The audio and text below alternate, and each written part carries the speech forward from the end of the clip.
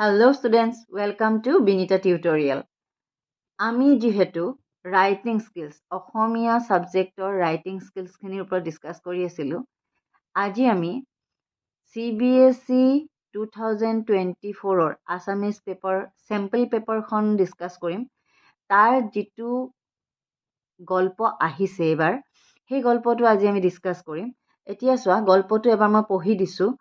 তলত দিয়া সংকেত বাক্যবোৰৰ সহায়ত গল্পটো সম্পূৰ্ণ কৰা, শিৰোনাম আৰু নীতি শিক্ষা দিয়া। 5 নম্বৰ থাকিব। এখন ৰাজ্যত এটা হাতী আৰু এটা বাঘ। ৰজাই দুয়োটাকে মাৰিবৰ বাবে পুৰস্কাৰ ঘোষণা।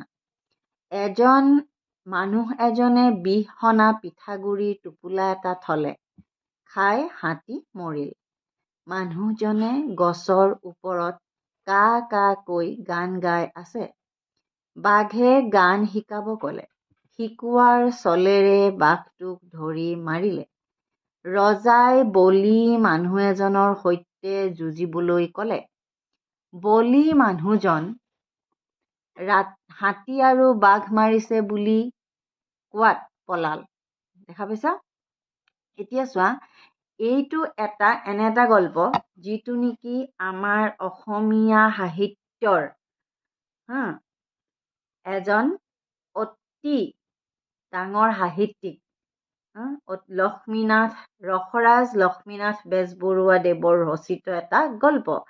এই গল্পটো বুঢ়ী আই সাধু নামৰ এখন কিতাপৰ পৰা লোৱা হৈছে। তাতে বুঢ়ী আই সাধু, নাতিনীয়েকবিলাকক আইতাকে বিভিন্ন সাধু কয়, সেই তেনেকুৱা এখন কিতাপ আছে, নাম বুঢ়ী আই সাধু। তোমালোকে বহুতে পঢ়িছাই এনেকুৱা কিতাপ। এইখন বহুত দীঘলকৈ আছে গল্পটো। এই গল্পটো বুঢ়ী আই সাধুৰ পৰা লোৱা হৈছে, কিন্তু বুঢ়ী আই সাধু গল্পটোত বহুত দীঘলকৈ আছে গল্পটো। মই মাথো ইয়াৰ আউটলাইনছকেইটা, ইয়াত যিখিনি বাক্য দিয়া আছে, সংকেত বাক্য যিখিনি দিয়া আছে, মোটামুটি সেই বাক্যখিনি লগাইহে গল্পটো অতি চুটিকৈ বনোৱা হৈছে, কিন্তু মেইন যিটো গল্প সেইটো যথেষ্ট দীঘল। ৰসৰাজ লক্ষ্মীনাথ বেজবৰুৱাদেৱৰ ৰচিত এই গল্পটো অতি সুন্দৰ। তেখেতৰ প্ৰত্যেকটো গল্পৰে বিভিন্ন সাহিত্যিক অলংকাৰেৰে ভৰপূৰ। হ'ল, এতিয়া আহা আমি গল্পটোৰ মাজেৰে যাওঁ। মই গল্পটোত টাইটেলটো দিছোঁ, মানে শিৰোনামটো দিছোঁ বুদ্ধিৰ বল। এই গল্পটো পঢ়ি লোৱাৰ পাছত তোমালোকৰ কি কি টাইটেল মনলৈ আহে কমেণ্টত লিখিবা। হ'ল, এতিয়া চোৱা, এখন ৰাজ্যত এটা ডাঙৰ হাতী আৰু এটা বাঘ আছিল। সিহঁত দুয়োটা বৰ দুষ্ট আছিল।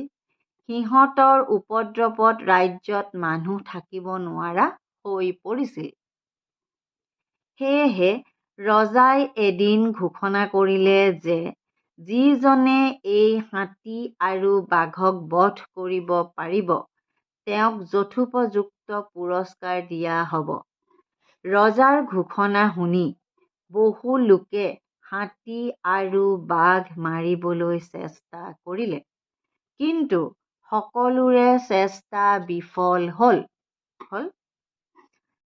এতিয়া চোৱা, হঠাৎ এদিন এজন মানুহে মনৰ দুখত মৰিবলৈ বুলি ওলাইছিল।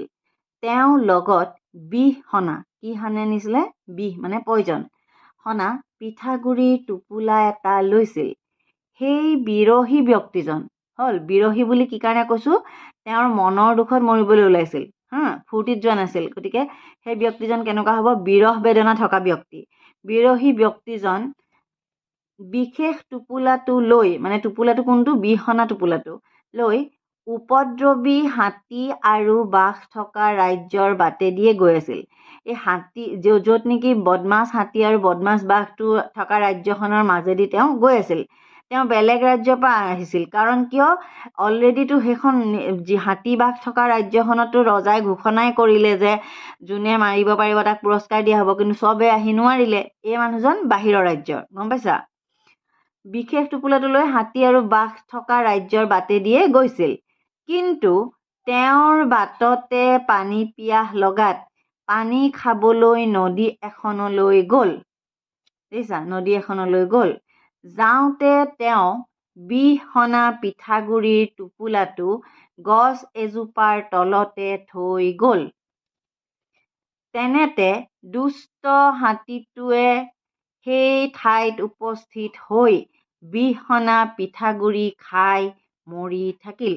চোৱা, হাতীটোক কোনেও যুঁজ বাগৰ দিব লগা হোৱা নাই। সেই পিঠাগুৰি টোপোলাটো সি বদমাচিৰ কাৰণে খাবলৈ ল'লে আৰু খাই সি মৰি থাকিল। বুজি পাইছা?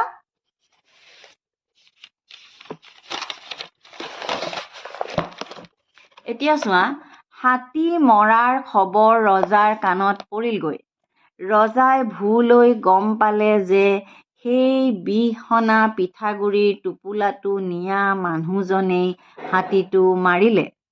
মানুহজনক ৰজাৰ ওচৰলৈ লৈ যোৱা হ'ল। ৰজাই মানুহজনক হাতীটো কেনেকৈ মাৰিলে সুধিলত মানুহজনে বীৰদৰ্পে উত্তৰ দিলে যে মই এটা ভুকুতে হাতীটো মাৰি পেলালোঁ। ৰজাই কথা শুনি অতি আনন্দিত হ'ল। তেওঁক অনেক ধন সোণ দি পুৰস্কৃত কৰিলে। দেখা পাইছা? আৰু দুষ্ট বাঘটো মৰাৰ দায়িত্বও অৰ্পণ কৰিলে। মানুহজনেও বাঘটো মাৰিব পাৰিব বুলি শলাগ ল'লে।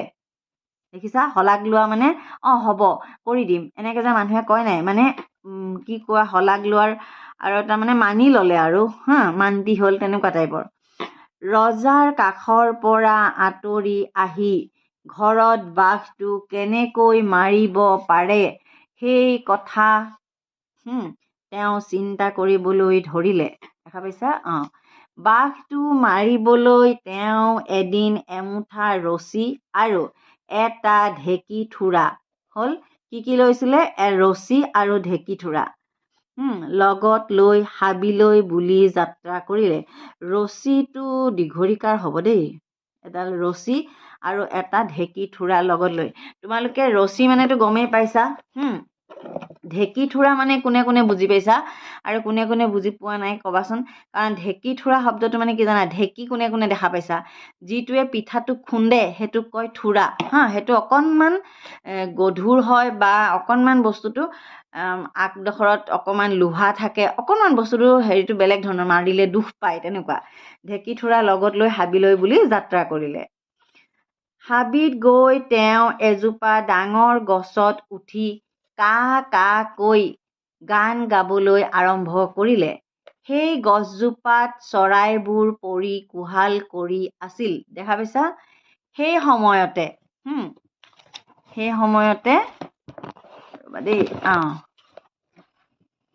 সময়তে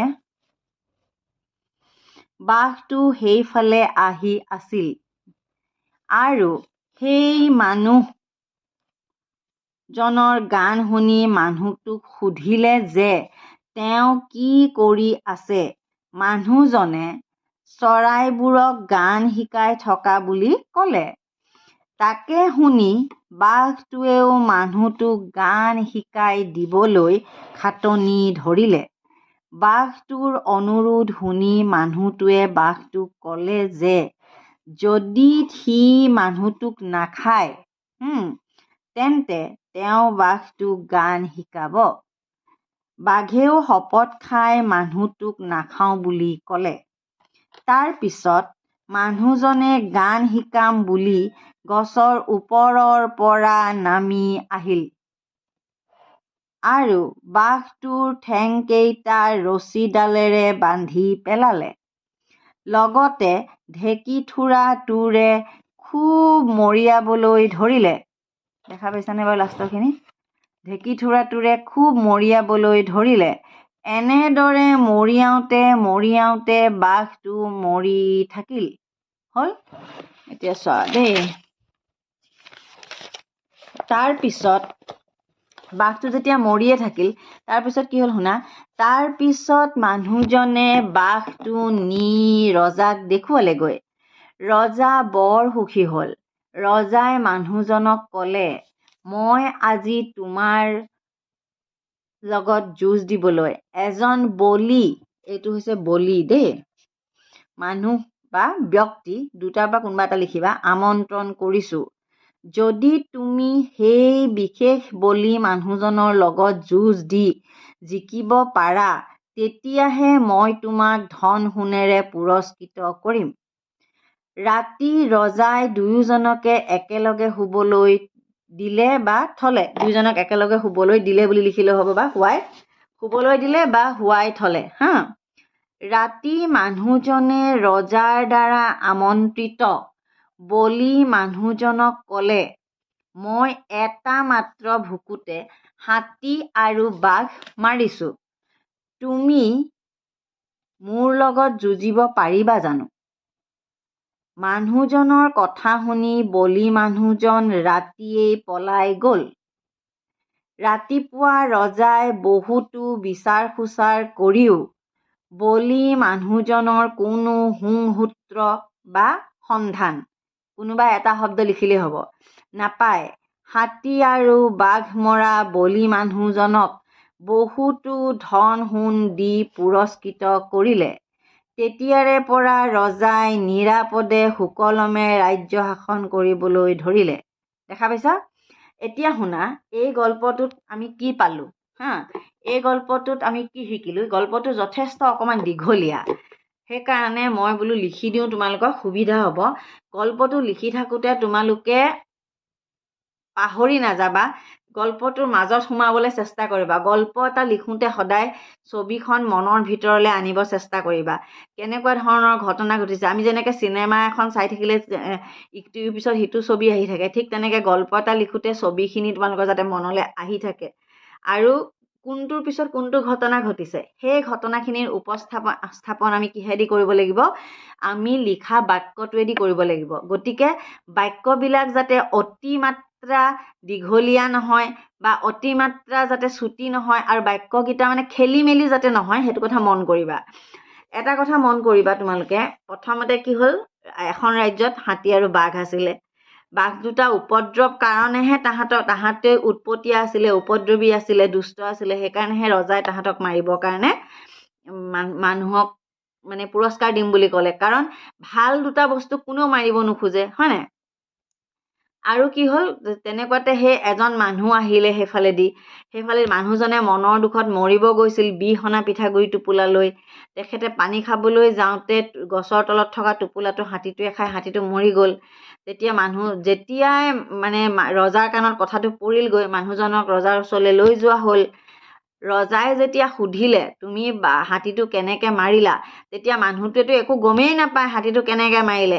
সি যদি চুচুক চামাক ক'বলৈ কৰি থকা নাই, সি কিন্তু বীৰদৰ্পে উত্তৰ দিলে যে মই একেটা ভোকতে হাতীটো মাৰিলোঁ। মানে এই কথাষাৰত, এইবিলাক কথাত সেই বিশেষ মানুহজনৰ, চতুৰ মানুহ বুলি ক'ব লাগিব তেখেতক, মানে তেখেত একচুৱেলি বলি নহয়, তেখেতে নিজৰ চতুৰামীৰ জৰিয়তেহে এই পুৰস্কাৰ গোটাবলৈ সমৰ্থ হৈছে।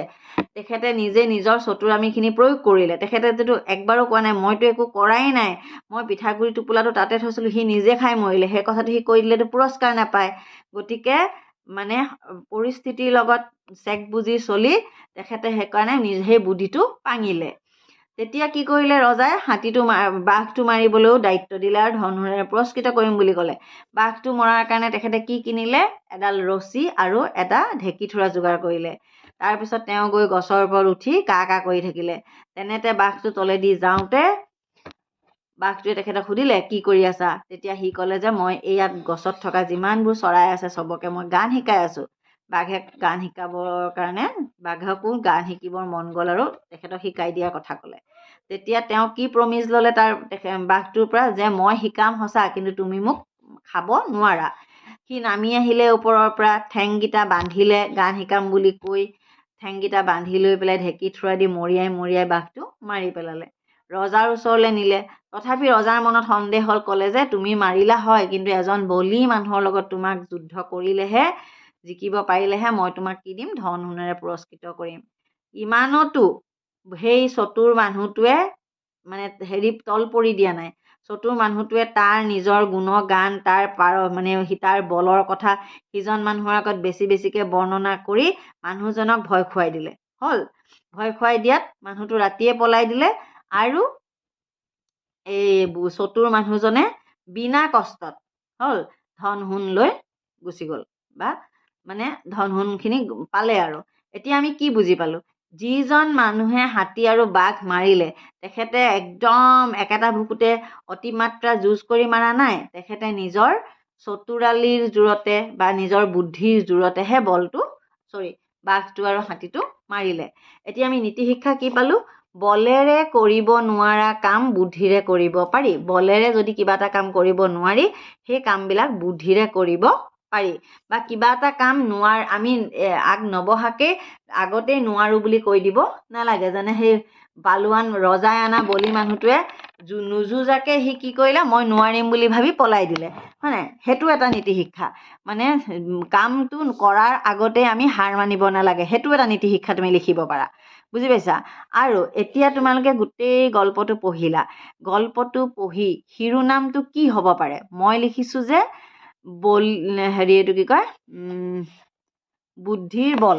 মই লিখিছো কি বুদ্ধিৰ বল বুলি লিখিছো নেকি, বুদ্ধিৰ বল বুলি লিখিছো।